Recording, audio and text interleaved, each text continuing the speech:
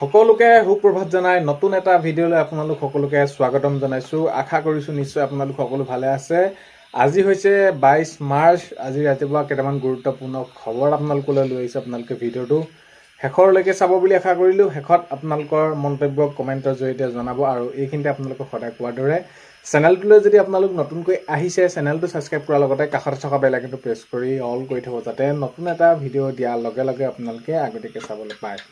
যদি ভিডিঅ'টো চাই ভাল পায় লাইক এটা কৰি দিব আৰু শ্বেয়াৰ কৰিব বুলি আশা কৰিলোঁ। এতিয়া খবৰসমূহ এনেকুৱা ধৰণৰ আগন্তুক ২৬ নিৰ্বাচন আহি আছে।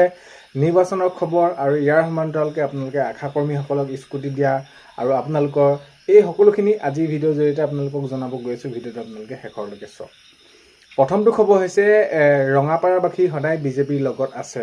এতিয়া টিকেট সেইখিনি প্ৰাৰ্থিত্ব যি তেনেদৰে লাভ কৰিছে, এতিয়া নিজৰ নিজৰ যি সমষ্টিত তেওঁলোকে নিজৰ সাংগঠনিক ভেটি সবল কৰিবৰ বাবে প্ৰচাৰ চলাই আছে। মাত্ৰ মাজত কেইটামান দিনৰ ভিতৰতে তেওঁলোকে সেইখিনি নিৰ্বাচনী প্ৰচাৰ চলাব লাগিব আৰু নিৰ্বাচন একেবাৰে ওচৰ চাপিলেহি। আৰু এতিয়া দেখা গৈছে যে ৰঙাপাৰাবাসী সদায় বিজেপিৰ লগত আছে, এনেদৰে জনাইছে কৃষ্ণ কমল তাঁতী।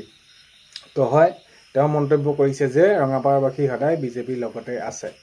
নেক্সট খবৰ হৈছে গুৱাহাটীত NDA 4 প্ৰাৰ্থীৰ বৈঠক। তো এতিয়া তেওঁলোকে সেইখিনি প্ৰাৰ্থিত্ব লাভ কৰিলে, তাৰ পৰা তেওঁলোকৰ যি আগন্তুক এতিয়া ২৬ নিৰ্বাচন আহি আছে, নিৰ্বাচনৰ প্ৰাকক্ষণত কেনেদৰে আগবাঢ়িব লাগিব, কি কৰিব লাগিব বা নিজৰ সাংগঠনিক ভেটি সবল কৰিবৰ বাবে মাজত মাত্ৰ এইকেইটা দিন আছে, সেইখিনি তেওঁলোকে কেনেদৰে প্ৰচাৰ চলাব। তো ইয়াক লৈ দেখা গৈছে গুৱাহাটীত এতিয়া NDA 4 প্ৰাৰ্থীৰ বৈঠক সেইখিনি অনুষ্ঠিত হৈ যায়।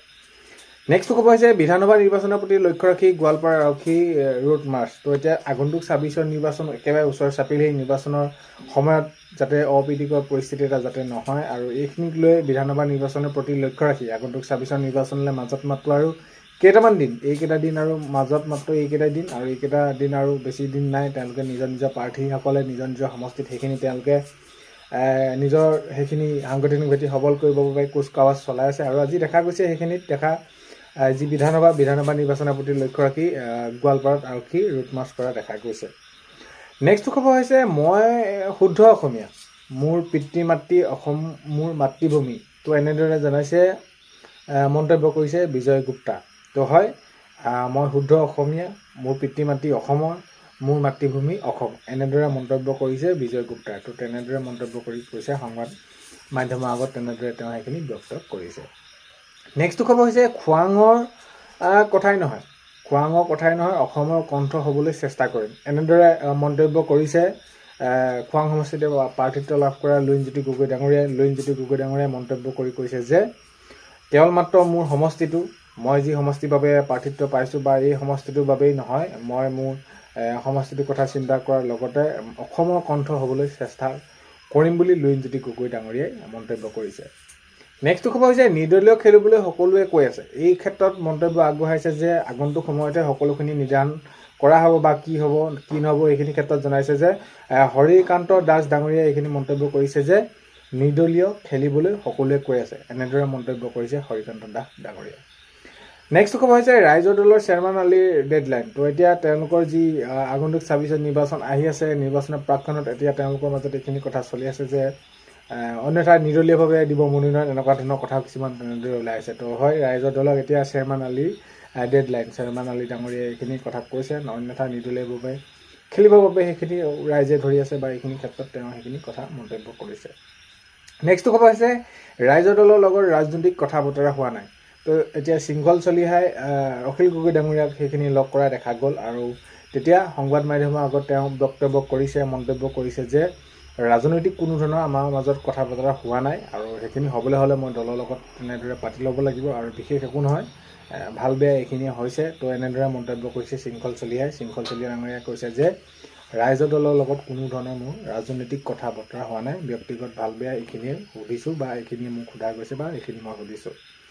নেক্সট খবৰ হৈছে টিকেট নাপায় AJPৰ সম্পাদক মানিক গগৈ ক্ষোভ। তো এতিয়া দেখা গ'ল টিকেট তেওঁ সেইখিনি লাভ নকৰিলে আৰু টিকেট লাভ নকৰাৰ পাছত AJPৰ সম্পাদক মানিক গগৈ ক্ষোভ, তেওঁ সেইখিনি ক্ষোভ জাৰি কৰিছে আৰু যি যেনেদৰে কাম কৰিছিলে এইখিনিও প্ৰকাশ কৰিছে বা কিয় নাপালে এইখিনি ক্ষেত্ৰক লৈ তেওঁ সেইখিনি ক্ষোভ প্ৰকাশ কৰা দেখা গৈছে। নেক্সট খবৰ হৈছে ৰাজ্যৰ ৰাজনীতিয়ে আকাশ বতাহ কঁপাই তুলিছে। আগন্তুক ২৬ নিৰ্বাচনৰ বাবে মাজত মাত্ৰ আৰু কেইটামান দিন, এইকেইটা দিনৰ ভিতৰতে প্ৰত্যেকটো দলে বিজেপি হওক, কংগ্ৰেছ হওক, অগপ হওক বা সকলোৱে, ৰাইজৰ দল হওক, এজেপি হওক, সকলোৱে তেওঁলোকে নিজৰ নিজৰ সাংগঠনিক ভেটি সবল কৰিবৰ বাবে মনোনয়ন পত্ৰ দাখিল কৰাৰ পাছৰ পৰা এতিয়া তেওঁলোকে সেইখিনি কি কৰিব লাগিব, এতিয়া তেওঁলোকে প্ৰচাৰ কৰিব লাগিব আৰু প্ৰচাৰ কৰা দেখা গৈছে। আৰু এতিয়া যি ৰাজ্যৰ ৰাজনীতিত এতিয়া আকাশ বতাহ কঁপাই তুলিছে। এতিয়া হয় প্ৰত্যেকটো দলে নিজৰ নিজৰ সেইখিনি সাংগঠনিক ভেটি সবল কৰিবৰ বাবে তেওঁলোকে কুচকাৱাজ চলাই আছে। আৰু এতিয়া চাৰিওফালে কেৱল ৰাজনীতি তেনেদৰে সেইখিনি হৈ পৰিছে অসমৰ।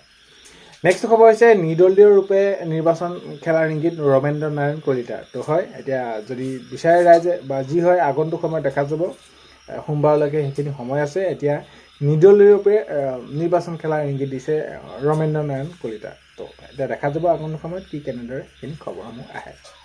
নেক্সট খবৰ হৈছে সোমবাৰে মনোনয়ন পত্ৰ দাখিলৰ অন্তিম দিন। তো হয় এতিয়া সোমবাৰৰ ভিতৰত তেওঁলোকে মনোনয়ন পত্ৰ দাখিল কৰিব লাগিব।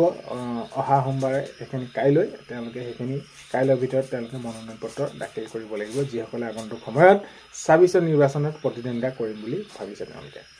নেক্সট খবৰ হৈছে মোৰ লগত টক্কৰ দি লাভ নাই। তো ৰঞ্জিত দাস ডাঙৰীয়াই মন্তব্য কৰিছে যে মোৰ লগত যিয়ে নহওক মোৰ লগত টক্কৰ দি লাভ নাই, আমি ৰাইজৰ বাবে ভোট কৰিছোঁ। আৰু এইখিনি মন্তব্য কৰিছে তেওঁ হয় ৰঞ্জিত দাস ডাঙৰীয়াই কৈছে যে মোৰ লগত টক্কৰ দি লাভ নাই। নেক্সট খবৰ হৈছে পূৰ্বতকৈ দিছপুৰত বাঢ়িব অসম গণ পৰিষদৰ শক্তি। মুখ্যমন্ত্ৰী মহোদয়ে মন্তব্য কৰি কৈছে যে পূৰ্বতকৈ এইবাৰ দিছপুৰত বাঢ়িব অসম গণ পৰিষদৰ শক্তি। এনেদৰে মন্তব্য কৰিছে মাননীয় মুখ্যমন্ত্ৰী মহোদয়ে কৈছে যে যোৱাবাৰতকৈ এইবাৰ দিছপুৰত আসন বাঢ়িব অসম গণ পৰিষদে, এনেদৰে মন্তব্য কৰিছে।